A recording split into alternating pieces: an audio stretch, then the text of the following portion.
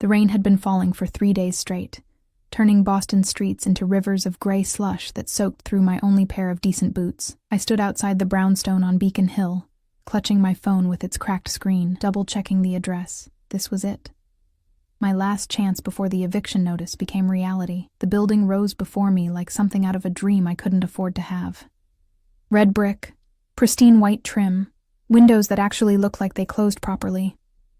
I'd responded to the listing at 2 a.m, desperate and half asleep, barely processing that the rent was almost too good to be true. The owner had messaged back within minutes. Tomorrow, 3 p.m. Come alone. That last part should have warned me, but when you're 26, working double shifts at a diner that smells permanently of burnt coffee and defeat, and your landlord has started leaving notes that aren't quite threats, but aren't quite legal either, you ignore the warning signs. I climbed the steps, each one pristine, not a cigarette butt or discarded wrapper in sight. My hand trembled as I reached for the buzzer. Before I could press it, the door opened. He wasn't what I expected. Foreign owner, the listing had said. I'd pictured someone older, maybe wearing a suit that had seen better days, eager to rent out a property, and return to whatever country had grown too expensive or complicated. Instead, I found myself staring at a man who couldn't have been much older than 30, dressed in black from head to toe. A sweater that probably cost more than my monthly salary, perfectly tailored trousers, shoes so polished I could see the gray sky reflected in them. But it was his face that made my breath catch. Sharp jawline, dark eyes that seemed to catalog every detail of my appearance in a single sweep, black hair pushed back carelessly in a way that suggested he didn't think about his looks, because he'd never had to. He was beautiful in that dangerous way that makes smart girls stupid. You're late. His accent wrapped around the words. Italian, I thought, though I'd never been anywhere to know for sure. I'm not. I checked my phone. 3:02 p.m. 2 minutes isn't. In my world, 2 minutes means you're already dead. He stepped aside, gesturing me in with a movement that was somehow both casual and commanding. Come. I should have left. Every instinct I'd developed from 26 years of being invisible, of learning to read danger in men's eyes, of knowing when a situation was about to turn bad, all of it screamed at me to run. But the rain was soaking through my jacket now, and I could see into the foyer, all marble floors and soft lighting, and I was so tired of being cold. I stepped inside. The door closed behind me with a sound like a vault ceiling. The warmth hit me immediately, along with a scent I couldn't quite place. Expensive cologne, something with cedar and smoke, and underneath it all, a metallic tang that made the hair on my neck stand up. 3rd floor, he said, moving past me toward the stairs. He didn't look back to see if I followed. Men like him never did. They expected obedience like they expected the sun to rise. I followed, because what else could I do? My footsteps echoed on the marble, while his made almost no sound. I noticed things as we climbed. The cameras in every corner, small and discreet but definitely there. The way the walls were thick, too thick, the kind that would swallow screams. A door on the 2nd floor landing, slightly ajar, and through it I glimpsed a man, tall, broad-shouldered, wearing sunglasses indoors, and unmistakably armed. My heart started hammering. This wasn't right. None of this was right. The apartment, the man ahead of me said, as if sensing my hesitation, was my mother's. She passed last year. I haven't had the heart to empty it. His voice carried no emotion, just stated facts like reading a grocery list. You need a place. I need it occupied. This works. We reached the 3rd floor. He pulled out a key, old-fashioned brass, the kind you don't see anymore, and unlocked a heavy wooden door. It swung open silently, well-oiled hinges, and he stepped aside. Look around. Tell me if it suits you. I edged past him, hyper-aware of the space between us, or lack thereof. He smelled like winter nights and expensive whiskey, and something in my body responded to his proximity in a way that terrified me more than the gun I'd seen on the 2nd floor. The apartment was perfect, too perfect. Hardwood floors that gleamed, crown molding, a kitchen with appliances that looked like they'd never been used, large windows overlooking the street, with curtains that were somehow both elegant and heavy enough to block out any prying eyes. The furniture was still there, A sofa in soft gray, a dining table that could seat 6. Bookshelves lined with volumes in Italian. "I don't understand," I said, my voice barely above a whisper. "The listing said $800 a month. This place is worth... I know what it's worth." He leaned against the doorframe, watching me with those dark eyes that missed nothing. "I asked what you think, if it suits you." I turned slowly, taking it in. A bedroom visible through an open door. A bed already made with white linens. A bathroom with a clawfoot tub. Windows that closed. Walls that held heat. Space that wasn't infested with roaches or black mold. It was everything I'd dreamed of during those long nights serving coffee to men who didn't see me, who left quarter tips and thought they were generous. "It's perfect," I breathed. "Then it's yours." Something in his tone made me turn back to him. He hadn't moved, but the air in the room had changed, grown charged with something I couldn't name. "Just like that?" I asked. "Don't you want to see pay stubs? References? I mean, I have them, but they're not. I work at a diner, and my last landlord, he's not going to... I don't care about any of that." He pushed off the doorframe, walking toward me with steps that were too quiet, too controlled, a predator's walk. "I care that you show up when you say you will. That you keep my mother's things safe. That you don't ask questions you don't want answered." He stopped 3 feet away, close enough that I could see flecks of gold in his dark eyes, close enough to notice a small scar cutting through his left eyebrow. "Can you do that, Elena?" Ice flooded my veins. "I never told you my name." His smile was slow, dangerous, the kind that didn't reach his eyes. "You filled out the application online. Remember?" I hadn't. The listing had just asked for a phone number. I'd responded through the app's messaging system. There was no way he could know my name unless... "Who are you?" The question came out steadier than I felt. "Someone who owns this building. Someone who needs a tenant. Someone who doesn't like to repeat himself." He reached into his pocket and I flinched. Actually flinched. My body remembering every news story about girls who went to see apartments and never came home. But he just pulled out a lease agreement, folded neatly, and held it out to me. "Sign it. Move in tomorrow. Or don't, and go back to whatever hole you've been living in." His voice remained even, almost bored. "Your choice. You have 30 seconds to decide." My hands were shaking as I took the papers. The lease was simple. Too simple. 1 year, $800 a month. No security deposit required. Tenant agrees to maintain property. Landlord reserves right to access apartment with 24 hours notice. Standard stuff, except for the last clause, printed in smaller font. Tenant acknowledges the confidential nature of the premises and agrees to maintain complete discretion regarding the property, its owner, and any activities observed herein. "What kind of activities?" I asked. 20 seconds. This clause. 15. I just need to understand. 10. He checked his watch, a movement so casual it was almost insulting. 9, 8, wait. 7, 6. My mind raced. The eviction notice, the diner manager who'd cut my hours, the collection agency calling about my mother's medical bills I'd inherited along with her debt and her disappointment. The apartment behind me, warm and safe and impossible. 5, 4. I grabbed the pen he offered. When had he pulled that out? And signed my name on the line. My handwriting looked jagged, desperate.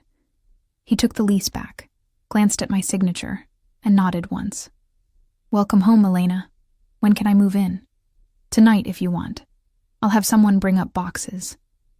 He moved toward the door, then paused. "One more thing." I waited, my heart still racing. You see something you're not supposed to see. You forget it immediately. You hear something you're not supposed to hear. It never happened. Someone asks you questions about this building or about me. You know nothing. His eyes locked onto mine, and I felt pinned, like a butterfly on a collector's board. "Break these rules, and the lease is void. Understand?" I nodded, not trusting my voice. "Good girl." He said it softly, almost tenderly, and somehow that was worse than any threat. "I'll have your keys ready in an hour. Don't wander around the building until then. Stay here." He left, closing the door behind him with a soft click. I stood frozen in the center of the perfect apartment, listening to his footsteps fade down the stairs, listening to my own heartbeat thunder in my ears. Through the window, I could see the street below, rain still falling, people hurrying past with umbrellas. Normal people, living normal lives. People who probably didn't sign leases with mysterious foreign landlords who knew their names without being told. I walked to the bedroom, legs unsteady, sat on the edge of the bed. The mattress was soft, expensive, nothing like the futon I'd been sleeping on that sagged in the middle and smelled faintly of the previous tenant's cigarettes. That's when I noticed it, on the nightstand, so subtle I almost missed it. A framed photograph, old, the colors slightly faded. A woman with dark hair and kind eyes, holding a little boy who couldn't have been more than 4 or 5. They were smiling, genuinely smiling, standing in front of this very building. I picked up the frame with trembling fingers. The boy had the same eyes as the man who'd just left, the same sharp features that would grow into dangerous beauty. Behind the photo, hidden where it would only be visible if you moved the frame, was something else. A card, thick stock, expensive. I pulled it out, printed in gold lettering. Alessandro Vitale, private acquisitions. No phone number, no address. Just a name and 2 words that could mean anything. I turned the card over. Someone had written on the back in neat script, "Collect what's owed. Always." My hands were shaking so badly I nearly dropped it. I shoved the card back exactly where I'd found it, replaced the photograph, and stood up so fast the room spun. This was wrong. This was so deeply, terribly wrong. But I'd signed the lease, and I had nowhere else to go. I didn't sleep that night. How could I? I'd moved my pathetic collection of belongings.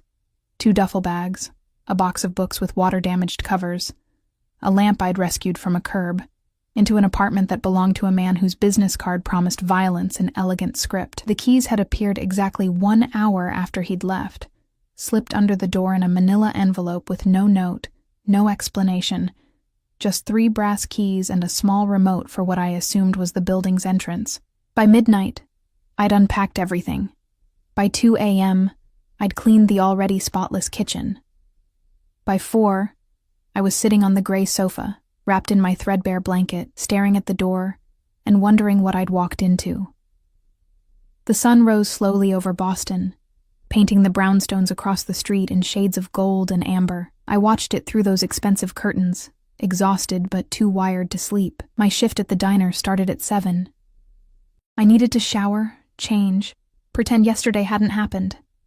The water in the clawfoot tub ran hot immediately. No sputtering, no waiting for rust-colored liquid to clear. I stood under the spray until my skin turned pink, trying to wash away the feeling of Alessandro Vitale's eyes cataloging every inch of me, the way he'd said "good girl" like he was tasting the words, the casual countdown that had stripped away any illusion of choice. I dressed in my uniform, black pants worn thin at the knees, white shirt that had been washed so many times it was gray, sneakers with soles that squeaked on wet floors. Looking at myself in the bathroom mirror, I seemed even more out of place than yesterday. This apartment, with its crown molding and hardwood floors, wasn't meant for girls like me. The diner was a 20-minute walk, enough time to convince myself that everything was fine. So what if my landlord was mysterious? Boston was full of wealthy foreigners with more money than sense, buying up properties and forgetting about them. The photograph of his mother explained the furnished apartment, the too low rent. He was sentimental, grieving. That was all. I almost believed it. Marco's diner occupied a corner in South Boston that smelled like grease and broken dreams. I'd been working there for 3 years, ever since I'd dropped out of community college to take care of my mother. She'd been sick for 2 years before she died, and even after the funeral, the bills kept coming. The debt collectors didn't care that she was gone. Someone had to pay. "You look like hell," Rita said when I pushed through the door. She was the other morning waitress, 50-something with dyed red hair and a voice ruined by 30 years of cigarettes. Didn't sleep.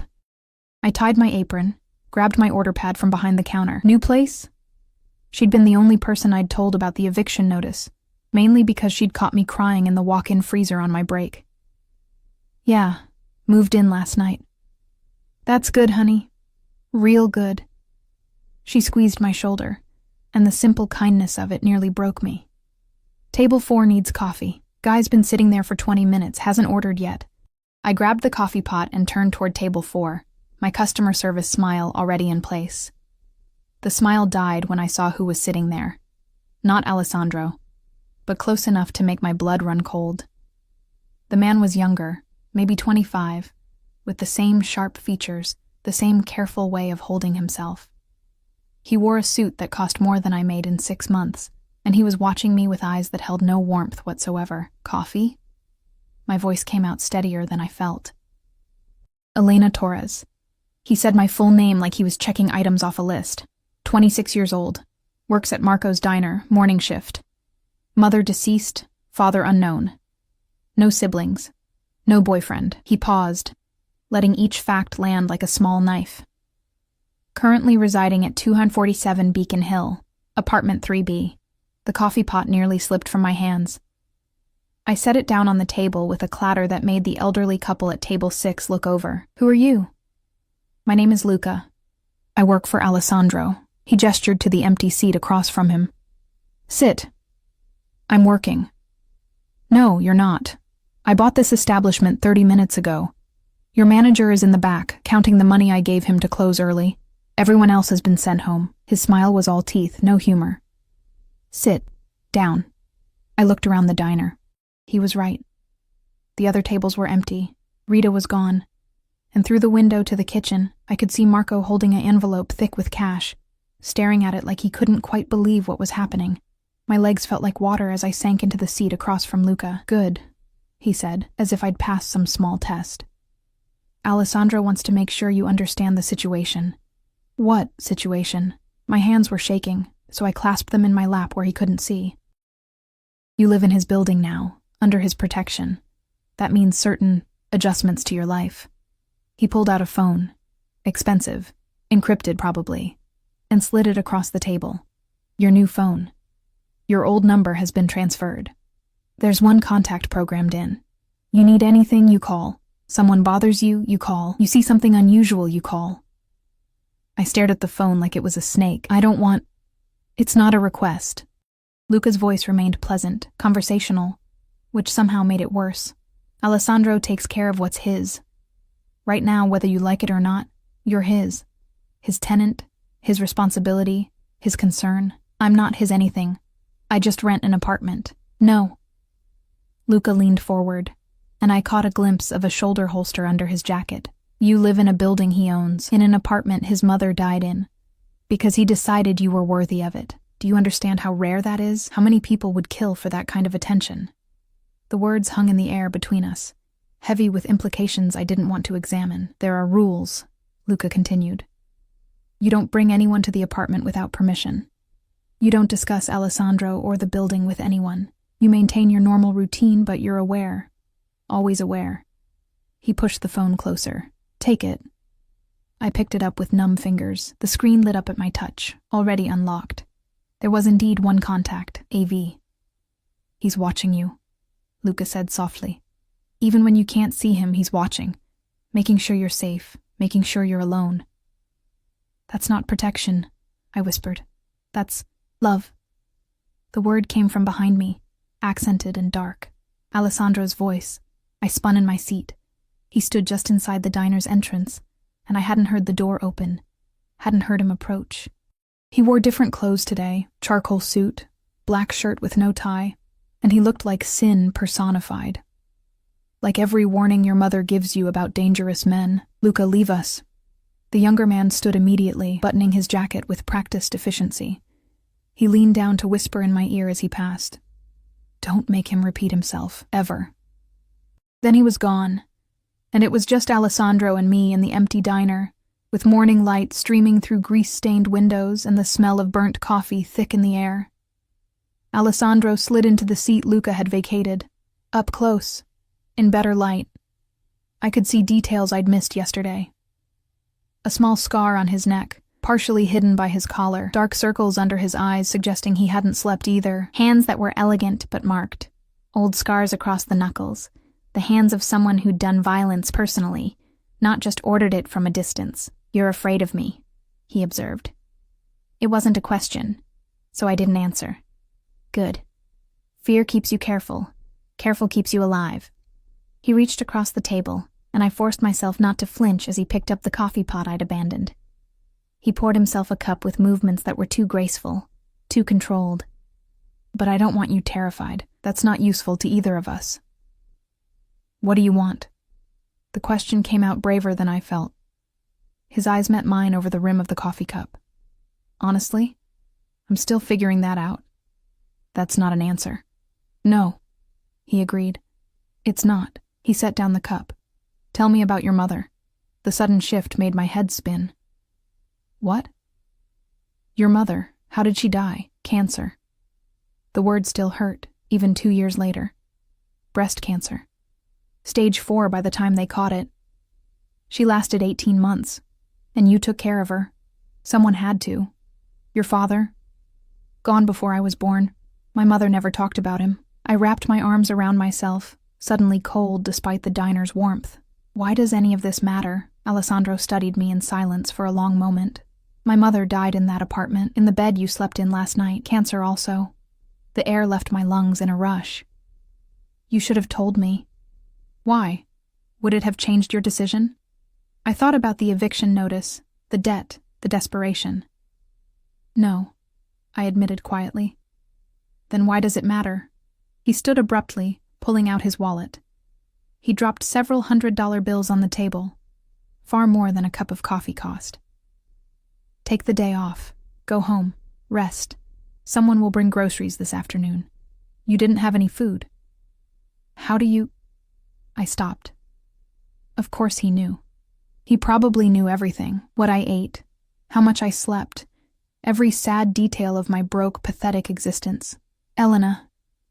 He said my name like a caress and a command all at once. "I need you to understand something very clearly. Men are going to notice you now, men who wouldn't have looked at you twice before, because you were nobody, nothing, invisible. But now you live in my building. You carry a phone with my number. That makes you interesting. That makes you valuable." He leaned down, bringing his face level with mine. His cologne, cedar and smoke, washed over me, and my treacherous body responded to his proximity with a flush of heat I desperately tried to ignore. "If any man approaches you, touches you, makes you uncomfortable, I need to know immediately. Not because I'm controlling, because I'm keeping you alive. Do you understand the difference?" "No," I breathed. His smile was sharp enough to cut. "You will."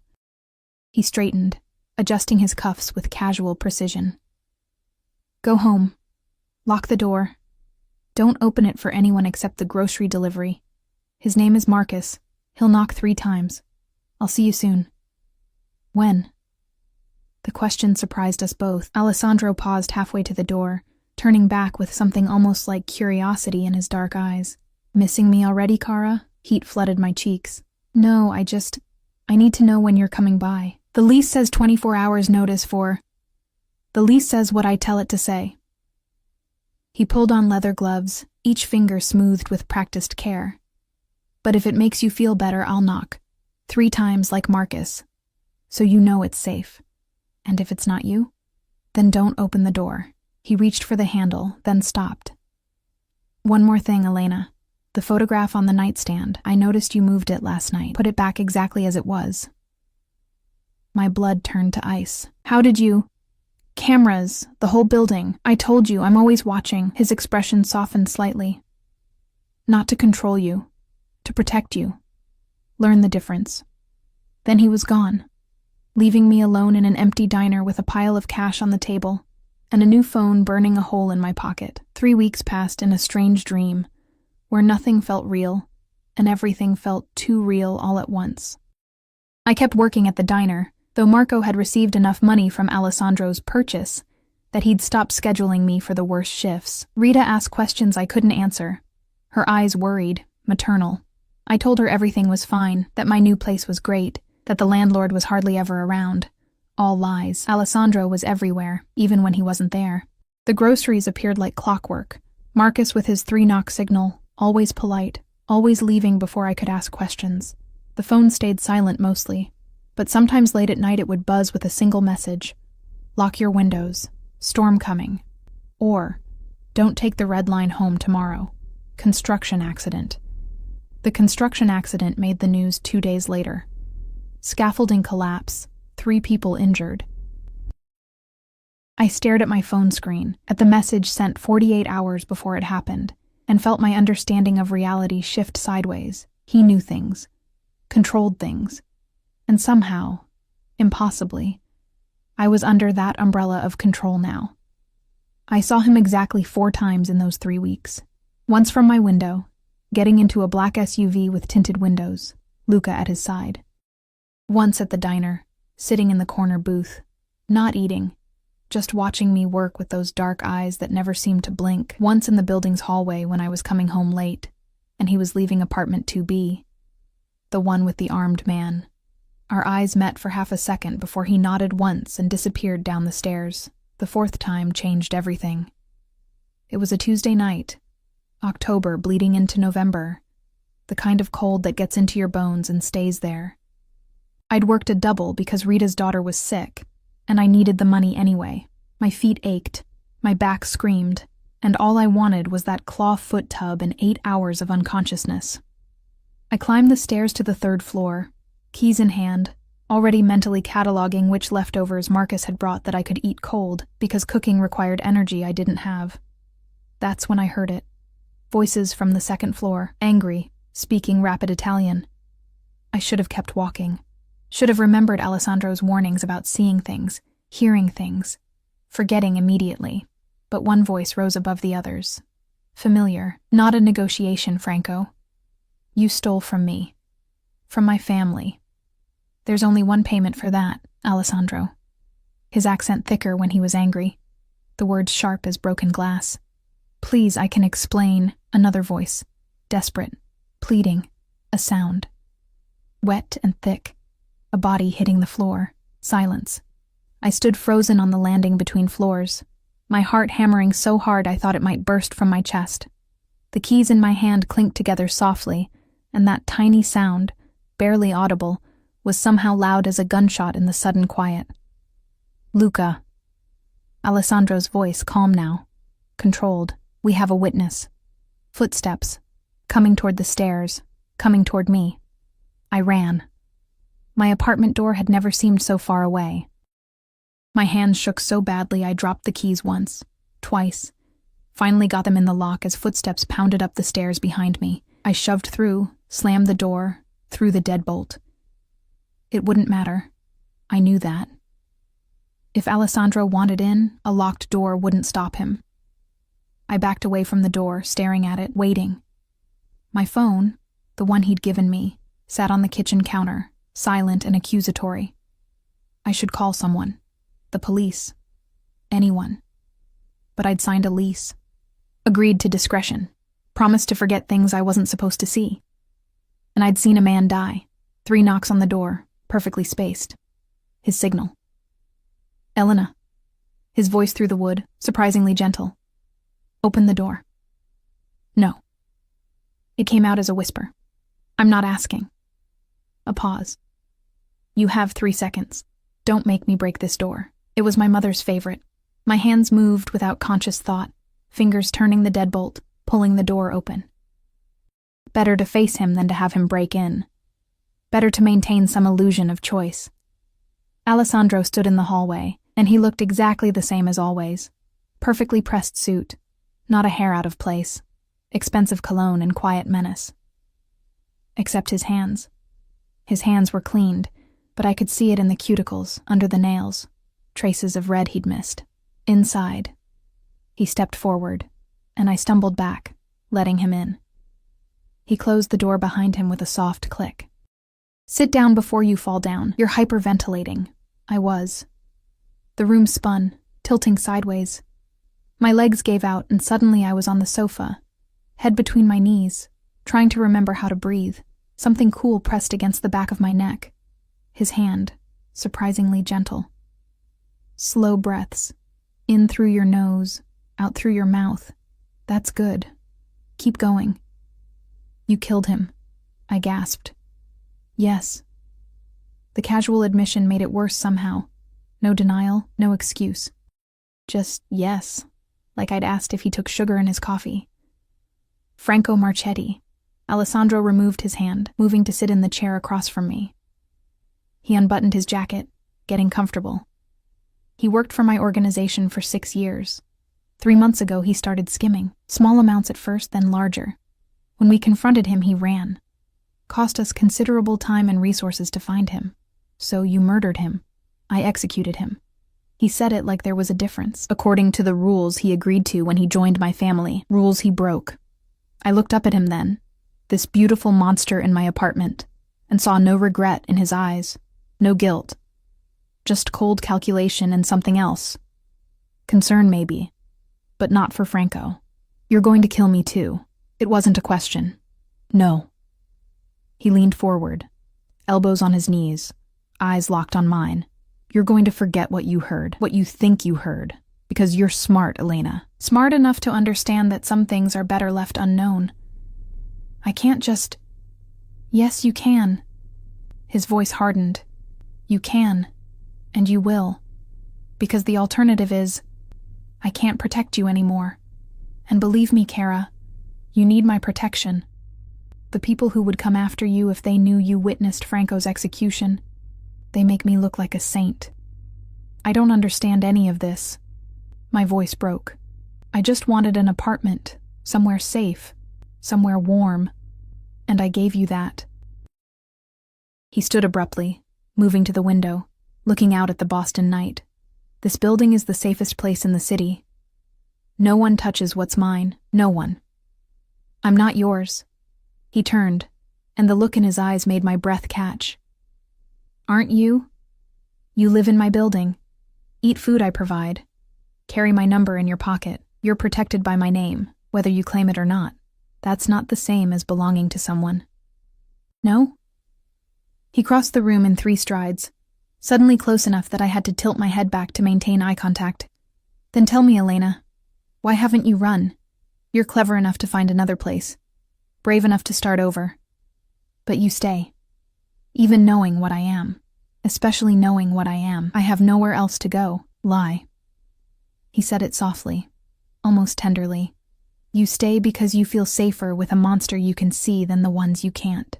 You stay because every other man in your life made you invisible, and I see you. Every moment of every day, I see you. His hand came up, fingers ghosting along my jaw, not quite touching. You stay because you're smart enough to know that this, he gestured between us, whatever this is, it's the only thing keeping you alive. I wanted to deny it, wanted to push him away, call him crazy, run screaming into the night, but my body betrayed me, leaning into that almost touch, craving the contact even as my brain screamed warnings. What do you want from me? I whispered. Right now? I want you to forget Franco. I want you to go to bed and sleep. Tomorrow you wake up. Go to work. Live your life. His thumb traced my lower lip, finally making contact, and I shivered. Long term? I'm still deciding. But I promise you this, Elena. Whatever I decide, you'll be safe, always. How can you promise that? Because anyone who tries to hurt you will die screaming. He said it like a vow, like a prayer. I may be a monster, but I protect what's mine with everything I have. Stop saying that. I'm not... He kissed me. Not gentle, not asking permission. His mouth claimed mine with the same certainty he did everything else, his hand sliding into my hair, holding me in place, and I should have fought. Should have pushed him away. Should have done anything except kiss him back. But I did. God help me. I kissed him back, opening for him when his tongue traced my lower lip, making a sound that was half protest and half surrender, when his free hand found my waist, pulled me closer. He tasted like expensive whiskey and danger, and my body responded to him in ways that terrified me. Heat pooled low in my belly, my hands fisting in his jacket, and for a moment, one insane moment, I forgot about Franco, forgot about the blood, forgot about everything except the feeling of being consumed by this beautiful, terrible man. Alessandro pulled back first, breathing hard, his eyes dark with something that wasn't quite desire, and wasn't quite possession, but lived somewhere in between. Go to bed, Elena. His voice was rough, strained. Before I do something we're both not ready for. I don't. Now. Not loud, but commanding. Lock the door behind me. Don't open it again tonight. He released me, stepping back, adjusting his jacket with hands that weren't quite steady. At the door he paused. The phone. Keep it close. Always. If anything feels wrong, anything at all, you call me immediately. Understand? I nodded, not trusting my voice. Good girl. There it was again. Those two words that made me feel owned and safe all at once. Sleep well, Kara. I'll see you tomorrow. Tomorrow? I'm having dinner sent up, 7 p.m. You'll eat with me. Not a question. Never a question with him. I work until 8. Not tomorrow. I already spoke to Marco. You have the evening off. He opened the door, paused. Wear something nice. Not for me, for yourself. You deserve to feel beautiful. Then he was gone, leaving me alone with the taste of him still on my lips, and 100 questions I didn't dare ask. I locked the door. Checked it twice. Then I walked to the bathroom on shaking legs and stared at myself in the mirror. My lips were swollen from his kiss, my eyes too bright, my cheeks flushed. I looked like a different person. I looked like someone who'd just been claimed. The phone buzzed. I grabbed it with trembling hands. Sleep, Elena. I'm right downstairs if you need me. I typed back before I could stop myself. Are you staying there tonight? His response came immediately. I'm staying until I know you're safe. So yes. I should have been horrified. Should have felt trapped, monitored, controlled. Instead, I felt something else entirely. Something warm and dangerous that wrapped around my chest like a chain made of silk. I climbed into bed fully clothed, too exhausted to change, and fell asleep with my phone clutched in my hand, and the ghost of Alessandro's kiss burning on my lips. I woke to sunlight streaming through the windows and the smell of coffee. For a moment, still half asleep, I thought I'd dreamed it all. Franco's execution, Alessandro's kiss, the promise of dinner tonight. Then I saw the coffee cup sitting on my nightstand, still steaming, and reality crashed back with the weight of a physical blow. He'd been in my room, while I slept, had stood close enough to set down that cup without waking me. My hands shook as I reached for it.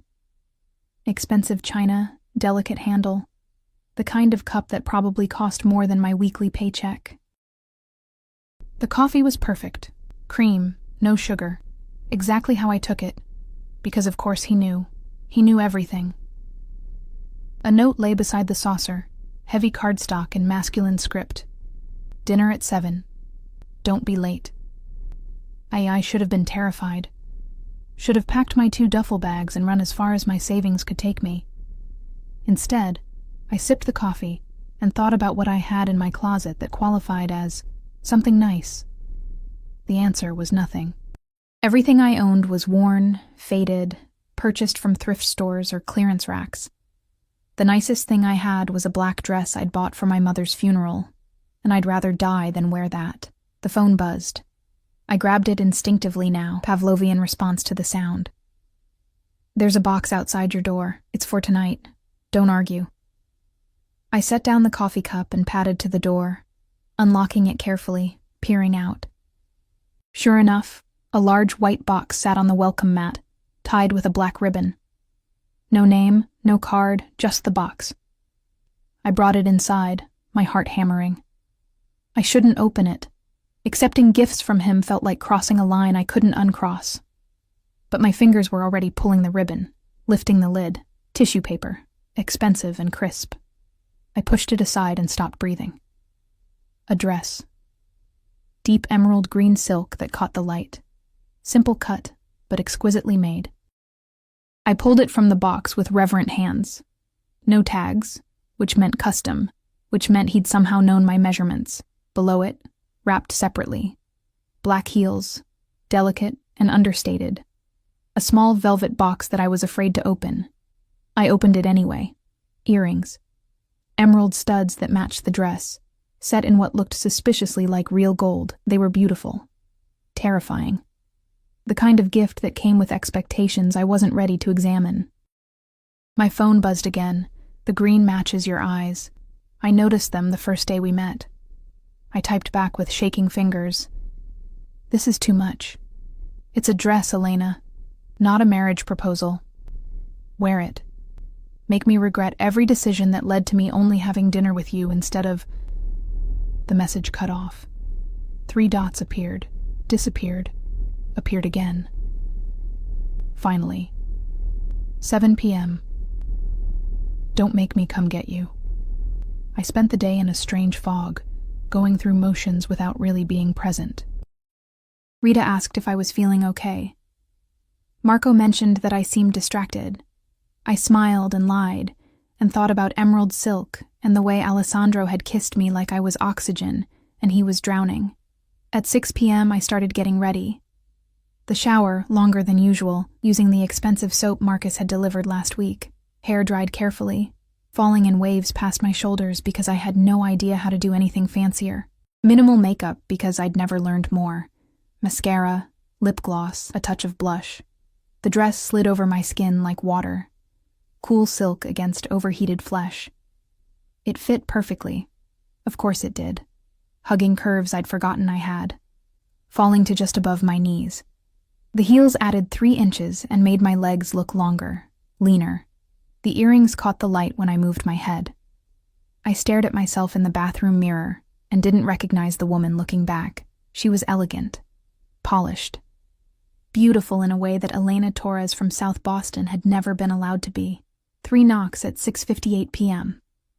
I grabbed my phone, force of habit, and walked to the door on unsteady heels. Alessandro stood in the hallway in a black suit that probably cost more than a car, holding a single red rose. His eyes widened fractionally when he saw me, the only sign of surprise he allowed himself. "Cristo," he breathed. Then, recovering, "You're beautiful. It's the dress." My voice came out steadier than I felt. "No." He stepped closer, and I caught his scent. Cedar and smoke and something darker underneath. "It's you." The dress just lets everyone else see what I already knew. He offered me the rose. I took it with trembling fingers and our hands brushed. The contact sent electricity up my arm, and from the way his jaw tightened, he felt it too. "Where are we going?" "Nowhere." He gestured behind him, and I noticed for the first time that the door to apartment 2B was open, warm light spilling into the hallway. I had dinner brought here, more private, more safe. "The apartment where you..." "Yes." No apology in his voice, but it's been cleaned. Renovated, actually. New furniture, new everything. You'll never know what happened there. Except I would. I'd always know. But I let him take my arm, let him guide me across the hall. Because refusing felt more dangerous than accepting. The apartment was transformed, where before there'd been sparse furniture and the feel of a place used for business. Now it looked like something from a magazine. Soft lighting from lamps with cream shades. A dining table set for 2 with actual china and crystal. Candles flickering, casting dancing shadows on walls painted a warm gray. "You did all this today?" I asked. "I have people." He pulled out a chair for me, waited until I sat before taking his own seat. "I wanted you comfortable. Wanted this to be... nice." "Why?" The question seemed to surprise him. He poured wine. Red, expensive, the bottle label in French, and considered his answer carefully. "Because you deserve nice things, Elena. Because every man before me has taken from you. Your time, your energy, your hope. I want to give instead. You don't even know me. I know enough." He raised his glass to new beginnings and forgotten endings. I clinked my glass against his, the crystal singing. The wine was smooth, complex, probably worth more than my rent. I sipped carefully, hyper-aware of his eyes on me, cataloging my every reaction. "Tell me about your mother," I said, because the silence felt too heavy, too charged. "You said she died in my apartment." His expression shuddered immediately, walls slamming down. "That's not appropriate dinner conversation. Neither is kissing your tenant after murdering someone." The words hung between us, sharp and dangerous. I'd crossed a line. I knew it immediately from the way his hand tightened on his wine glass, the muscle jumping in his jaw. But then, unexpectedly, he laughed. Genuine laughter, startled and warm. Fair point. He set down his glass, leaned back in his chair. What do you want to know? Was she like you? You mean, was she a criminal? His smile held no humor now. No, she was a saint. Married my father, without knowing what he really was. By the time she found out, I was born, and she was trapped. She tried to leave once when I was 5. He found her within hours. After that, he gestured vaguely. She stayed. For me. I'm sorry. Don't be. She taught me everything important. How to read people, how to survive, how to protect what matters. His eyes met mine. She would have liked you. You remind me of her. Strong in ways people underestimate. Before I could respond, there was a knock. Alessandro called something in Italian, and Luca entered carrying covered dishes. He set them down without looking at me, though I felt his disapproval like radiation. When he left, Alessandro lifted the covers. Pasta. Homemade, from the look of it. In a cream sauce with herbs I couldn't name, salad with ingredients that looked too fresh, too perfect. Bread that smelled like heaven. Eat. Alessandro commanded softly. You're too thin. Marcus says you barely touch the groceries I send. I'm not used to. I stopped. How does Marcus know what I eat? Smart girl. He served me pasta, generous portions. I have cameras in the common areas. Not in your apartment. That's your private space. But I can see when you come and go. What you bring in. What you throw away. That's protective. He cut me off. Not controlling. There's a difference, Cara. You need to learn it. We ate in silence for several minutes, and the food was incredible. Better than anything I'd ever tasted. I forced myself to eat slowly, to use the proper fork, to pretend I belonged at a table like this. Why me? The question escaped before I could stop it. You could rent to anyone, someone from your world who'd understand the rules. Why choose someone so completely out of place? Alessandro set down his fork, studying me with those dark, unreadable eyes. You really don't see it? See what? You walked into that apartment, my mother's apartment, soaked from rain, desperate, scared, and you looked at it like it was a palace. Like it was everything you'd ever dreamed of. That gratitude, that wonder. It's rare, precious. He reached across the table, his fingers finding mine, and when I asked your name, you flinched. Like you expected me to hurt you. Expected all men to hurt you. His thumb stroked across my knuckles, gentle despite the violence those hands had committed. I want to be different. I want to be the man who gives you the palace instead of taking everything you have left. That's not love, I whispered. That's possession. In my world, they're the same thing. He pulled his hand back, picked up his wine. But I'm willing to show you the difference. If you let me, and if I don't, then you still have the apartment, still have my protection. I'm not a good man, Elena, but I keep my promises. You're safe here, whether you choose me or not. The words should have been comforting. Instead, they terrified me because they implied a choice I wasn't ready to make. Choose him or don't, but either way, I was his. Either way, I was trapped in this beautiful cage he'd built. We finished dinner making careful small talk. My childhood, lonely. His work, unspecified. Books we'd read. Surprisingly similar taste. He was charming when he wanted to be. Funny in a dark way. Intelligent in a manner that made me feel seen rather than stupid. It would be so easy to fall for him. That was the most dangerous thing of all. At 9 p.m., he walked me back to my door. The hallway felt too narrow, too intimate. His body close enough that I could feel his heat. Thank you for dinner, I said, proud of how steady my voice sounded. Thank you for wearing the dress, for saying yes, for not running. He leaned in, and my breath caught, but he only pressed his lips to my forehead. Chaste, almost brotherly. Sleep well, Cara. Tomorrow we'll... The building shook. A massive boom from somewhere below, loud enough to rattle the windows.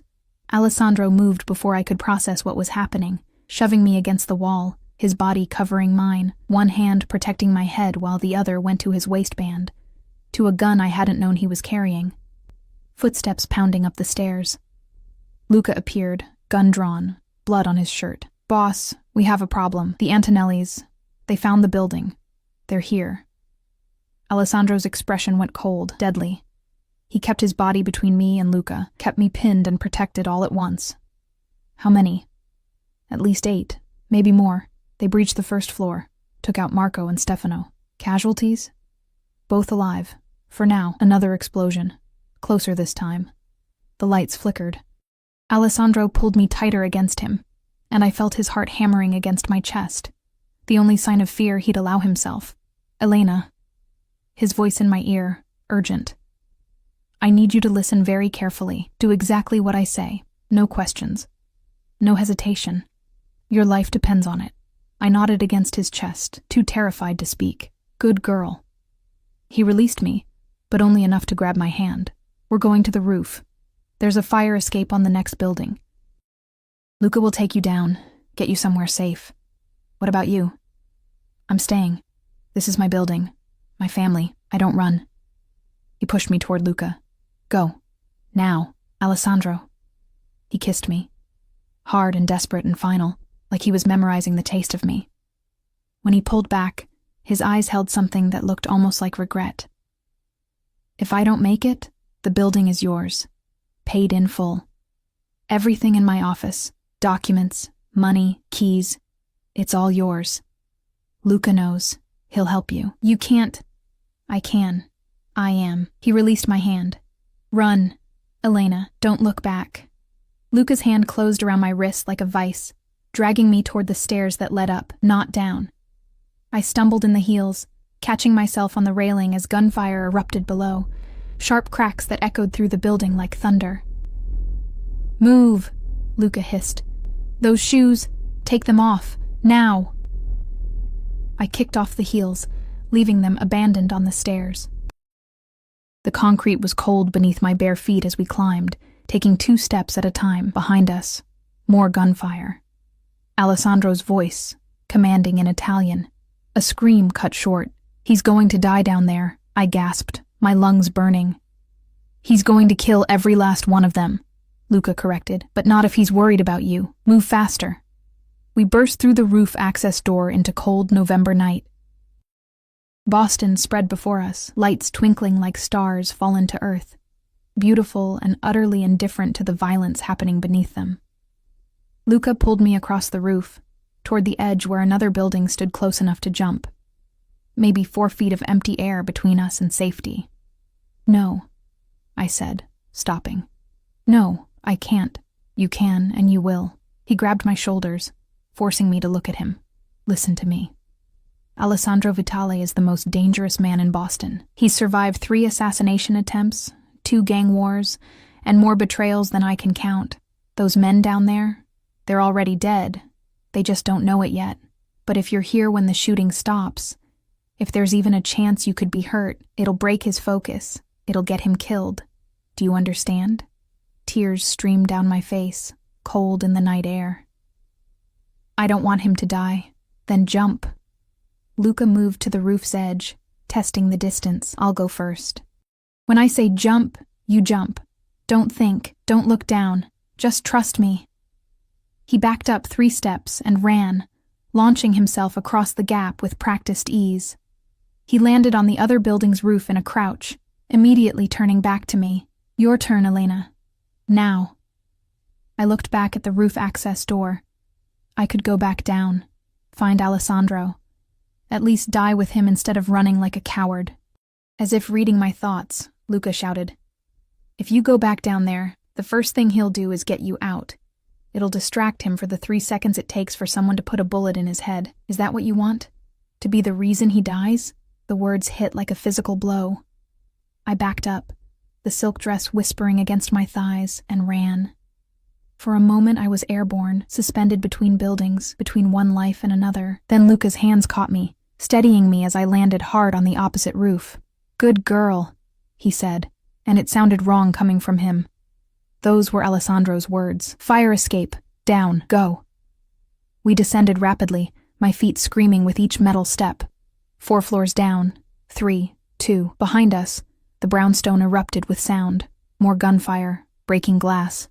a man's scream that cut off abruptly. I forced myself not to look, not to think about Alessandro in the middle of that violence.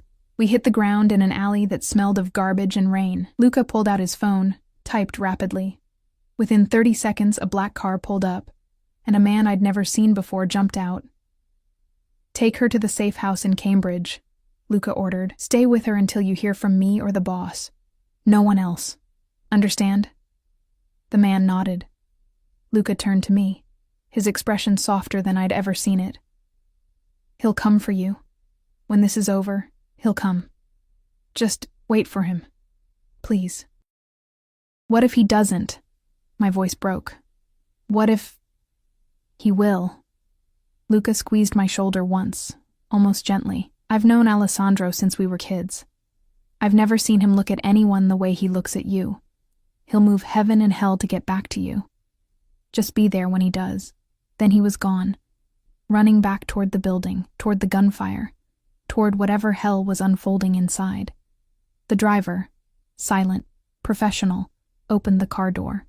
I climbed in, still barefoot, still wearing the emerald dress that Alessandro had chosen because it matched my eyes. The car pulled away from the curb, and I twisted in my seat, watching the brownstone recede into the distance. Shadows moved in the windows, muzzle flashes lit the darkness. And somewhere in that building, Alessandro was fighting for his life. Because of me, to protect me. The safe house was a condo in Cambridge, anonymous and sterile. The driver checked every room before letting me inside, then stationed himself by the door with a gun in his lap. He didn't speak, didn't offer comfort, just waited. I paced the living room in bare feet, the emerald dress incongruous against the modern furniture. Minutes crawled by like hours. My phone, Alessandro's phone, stayed silent. I clutched it anyway, willing it to ring, to buzz, to give me any sign that he was alive. 1 hour passed. 2, 3. At 1:47 a.m., the phone finally rang. I answered before the first ring finished, my hands shaking so badly I nearly dropped it. "Elena." Alessandro's voice, rough and exhausted and alive. "Are you hurt?" The words tumbled out. "Are you okay? What happened?" Luca said, "I'm fine. Minor injuries. Nothing serious." A pause. "The threat is neutralized. All of them. You're safe now." "Where are you?" "Cleaning up. It'll take a few more hours. I need you to stay where you are until morning." "Can you do that for me? I don't want to stay here. I stopped, unsure how to finish that sentence. "I want to see you. I want to know you're really okay. I want to stop feeling like my heart was torn from my chest." "What do you want, Kara?" His voice dropped lower, intimate despite the distance. "Tell me." "I want you here. Safe. With me." Silence on the other end, broken only by his breathing. Finally, "I'll be there by dawn. I promise. Try to sleep. I can't." "Then wait for me. I'll be there soon." He hung up. I stood holding the dead phone, staring at it like it might somehow bring him back faster. The driver brought me water I didn't drink, offered food I couldn't eat. I sat on the couch wrapped in a blanket someone had left there, watching the windows lighten from black to gray to pale blue as dawn approached. At 6:23 a.m. there was a knock on the door. The driver checked the peephole, then opened it immediately, stepping aside. Alessandro walked in, and he looked like he'd been through a war. His suit was ruined, torn, blood-stained, the shirt hanging open where buttons had been ripped away. A cut above his left eyebrow had been cleaned but not stitched. Bruises bloomed along his jaw. His knuckles were split and swollen. He moved stiffly, favoring his left side. But he was alive. He was here. I stood without meaning to, the blanket falling away. We stared at each other across the room. Him looking like death. Me in my beautiful emerald dress now wrinkled and ruined. The driver slipped out silently, closing the door behind him. 8 men, Alessandro said quietly. The Antonelli family sent 8 men to kill me, to take my territory, my business, everything I've built. Do you know what their mistake was? I shook my head, unable to speak. They thought I had something to lose. They were right. I did. He crossed the room slowly, each step deliberate despite the pain. But what they didn't understand is that makes me more dangerous, not less. Because now I have something worth fighting for, Worth killing for. He stopped in front of me, close enough to touch but not touching. You asked me once what I wanted from you. I couldn't answer then because I didn't know. But tonight, when those men came, when I realized they might hurt you to get to me, I knew. His hand came up, cupping my face with bruised, bloodied fingers. I want everything, Elena.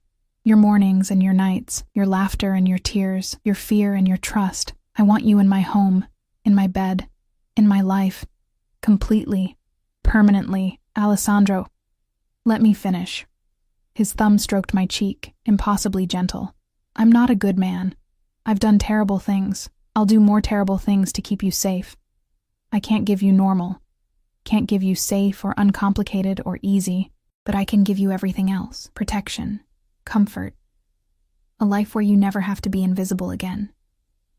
Tears streamed down my face. That sounds like another pretty cage. No. He leaned his forehead against mine, his breath warm on my lips. It's a fortress, and you'll be its queen, not its prisoner. You want to work at the diner?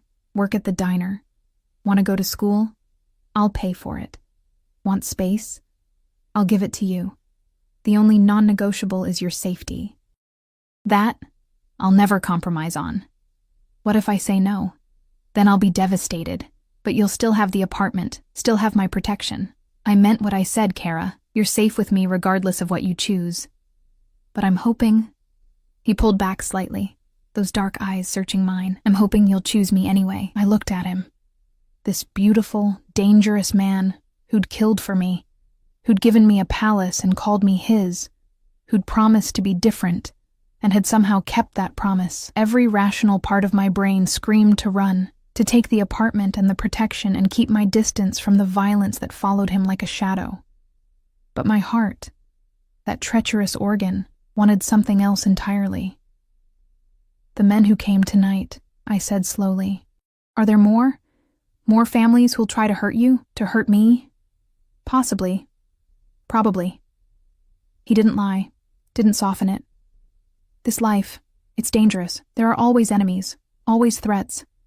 I can minimize them, but I can't eliminate them entirely. And if I say yes, if I choose this, choose you, what happens? Then you become untouchable, because anyone who hurts you will face something worse than death. They'll face me. His hand tightened on my face, and I'll make sure everyone knows it. You'll wear my ring, carry my name, have my protection written into every deal, every treaty, every agreement I make. You'll be sacred, Kara. Untouchable. Your ring? My heart stuttered. Eventually. When you're ready. When you trust that this isn't just possession or obsession. When you understand that what I feel for you is... He stopped, struggling with words. It's the closest thing to love a man like me can manage. I reached up, covering his hand with mine. His knuckles were torn, bruised from violence committed in my name. I should have been horrified, should have recoiled from the blood and brutality. Instead, I turned my head and kissed his palm. Alessandro's breath caught, his eyes darkened, and suddenly, his mouth was on mine, desperate, claiming, a kiss that tasted like blood and smoke and promises he'd kill to keep. I kissed him back just as desperately, my hands fisting in his ruined shirt, pulling him closer despite the obvious pain it caused him. Is that a yes? He breathed against my lips. It's an I'll try, I whispered back.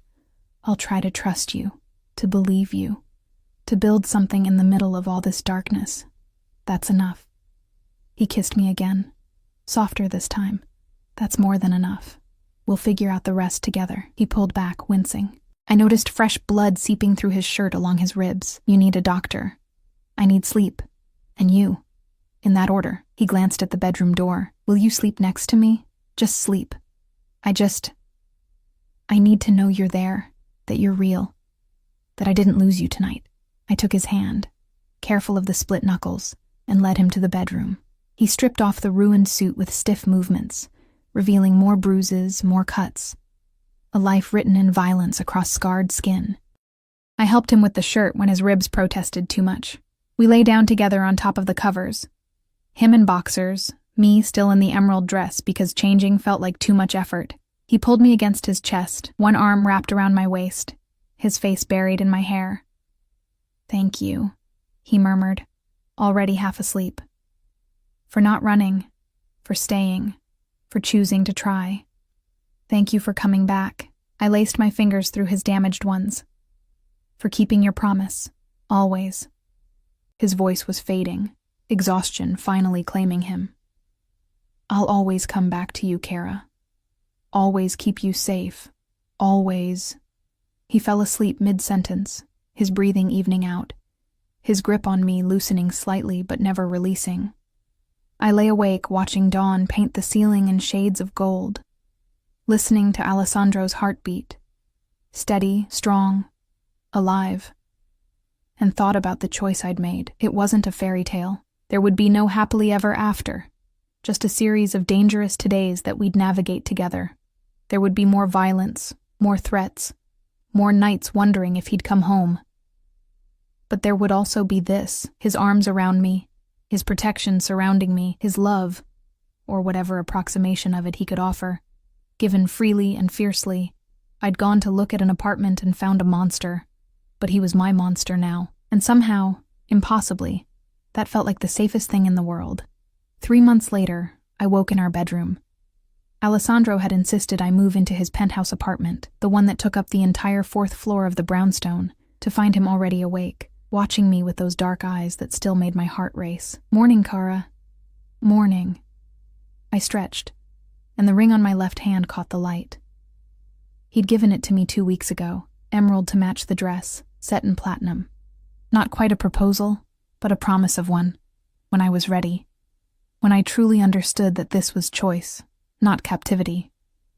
"I have something to show you."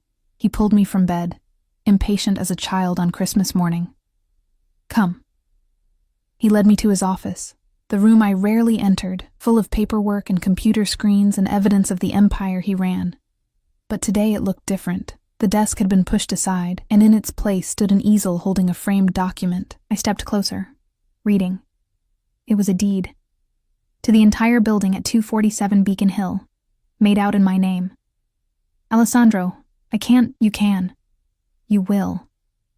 He wrapped his arms around me from behind, resting his chin on my shoulder. "It's legally yours now, paid in full. If something happens to me, if my enemies come, if everything falls apart, this is yours. Your safety net, your escape route if you need it." I turned in his arms. "I'm not going anywhere. I know." He smiled, and it reached his eyes this time, genuine happiness that transformed his face into something almost innocent. "But I need you to have the option, need to know that you stay because you want to, not because you have no choice." "You're still giving me a cage," I said. "Just a prettier one." "No, Kara." He kissed my forehead, my nose, my lips. "I'm giving you wings. Whether you use them to fly away or to stay, that's entirely up to you." I looked at the deed, at my name in black ink, official and real. Then I looked at Alessandro, scarred, dangerous, devoted Alessandro who'd killed for me, who'd given me everything he had, who'd somehow taught me the difference between possession and protection. "I choose to stay," I said firmly. "Not because I have to, because I want to, because somewhere between fear and safety, between control and freedom, I fell in love with you." His eyes widened. The first time I'd said the words, "Elena." "I know you can't say it back. I know your version of love looks different than most people's, but this..." I gestured between us, at the building that was now mine, at the life we were building together. "This is enough. You are enough." He kissed me then, deep and thorough, and I tasted salt. Tears, though whether his or mine I couldn't say. When we finally broke apart, he pressed his forehead to mine. "I may not have the words," he whispered. "But know this. There is nothing I wouldn't do, no line I wouldn't cross, no price I wouldn't pay to keep you safe, to keep you happy, to keep you mine. If that's not love, then I don't know what is." "That's love," I confirmed. "Dangerous, possessive, slightly terrifying love, but love nonetheless." He laughed, the sound rare and precious. Only you could make that sound romantic. Only you could make captivity feel like freedom. We stood there in his office, wrapped in each other, as morning light streamed through the windows and the city woke below. I thought about the girl who'd climbed those brownstone steps 3 months ago, desperate, invisible, alone. She would never have recognized the woman I'd become, but then again, that girl had never been seen the way Alessandro saw me, had never been protected the way he protected me, had never been loved in his fierce, dangerous, all-consuming way, the way he loved me. I went to look at an apartment and found a home. Found safety in the arms of danger. Found freedom in the one man who could have caged me, but chose instead to give me wings. And if those wings were clipped slightly, if my freedom came with guards and cameras and a phone that tracked my every movement, well, some cages were worth staying in, especially when the door was open, and you chose to remain anyway. "Come back to bed," Alessandro murmured against my neck. "The world can wait a few more hours." "The world can wait forever," I corrected, taking his hand. "As long as I have you. You have me, Kara." He pulled me close, and I felt safe despite the danger, free despite the protection, loved despite the impossibility. "For as long as you'll keep me, you have me. Completely, irrevocably, eternally." And in that moment, in the arms of my beautiful monster, I finally understood what it meant to be both captive and free. To be possessed, to be cherished, entirely his, and somehow, miraculously, still completely myself. The apartment had just been the beginning. The real home was this: his arms, his protection, his dark and dangerous love. And I would choose it, choose him, every day for the rest of my life.